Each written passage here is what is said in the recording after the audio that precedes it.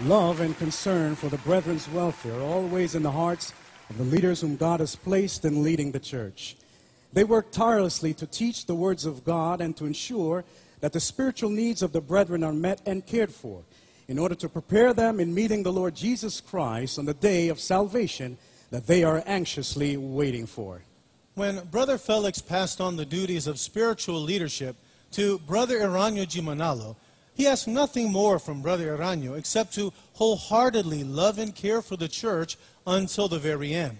Members in the church see it as a priceless blessing to be guided by such dynamic leadership. As executive minister, Brother Eranio Manalo holds the enormous responsibility to lead the whole church.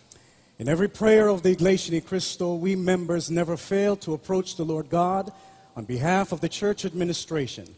This is because it is through their guidance and love that they maintain our relationship with the Lord God and our Lord Jesus Christ. So we members feel the love and concern of Brother Eranio G. Manalo for the sake of our salvation. And this is why the whole church all over the world continues to pray to the Father that He continue to help and guide our beloved Kaerti.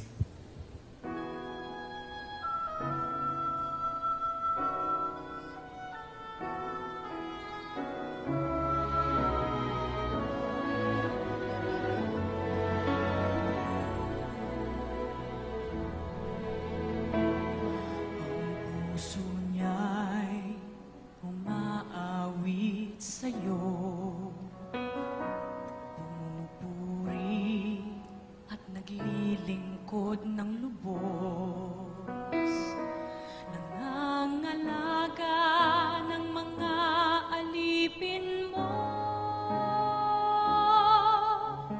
ng mga sumusunod sa'yo. Hiling namin, Ama, siya'y ingatan mo, ang kanyang buhay inalay niya sa'yo. Ang awit namin ay dinggin mo, pag-ibig sa hinirang mo, Ama.